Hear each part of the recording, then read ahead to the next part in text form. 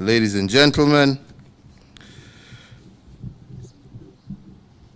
a short statement after a series of discussions that have been held between the government and the private sector, especially those who are involved in the milling industry.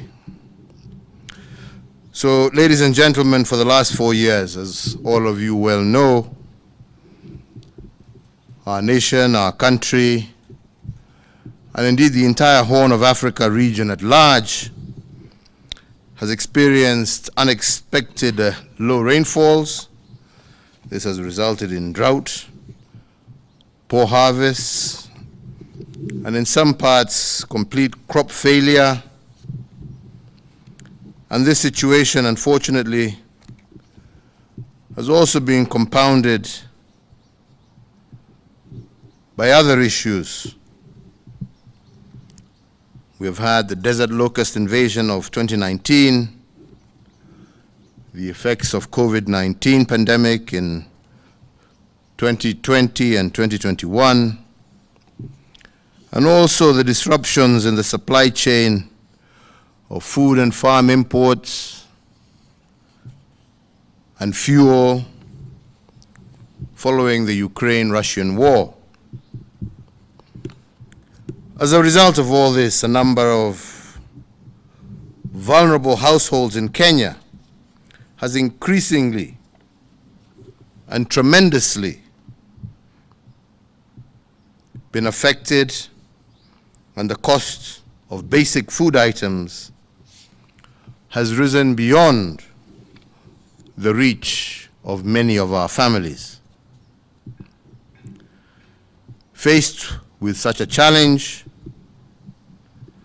this moment requires us to act, and to act in unison in order to cushion the vulnerable in our society as we continue to work out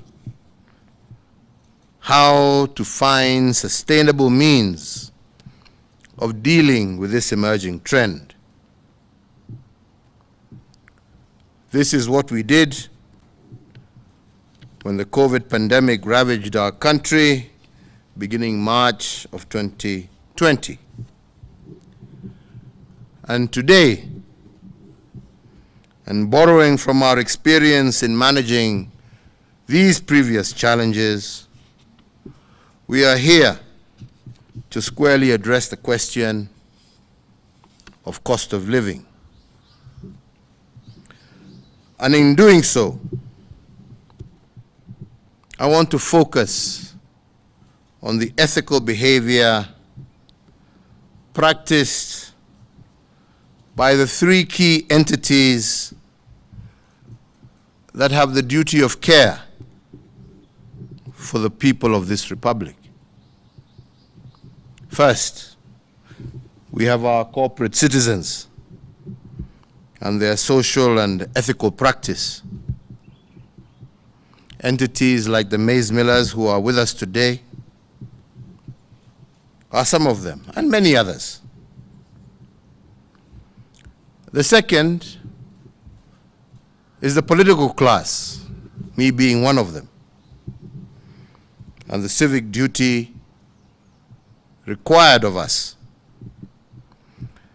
And the third is the government and the social responsibility that it is required to practice.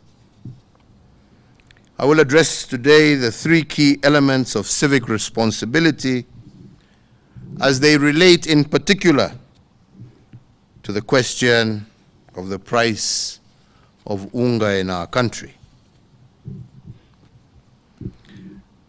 And let me begin very honestly, because I think we must talk openly of a pattern that some of us have observed in our country. Indeed, every election in our country has attracted an unga crisis.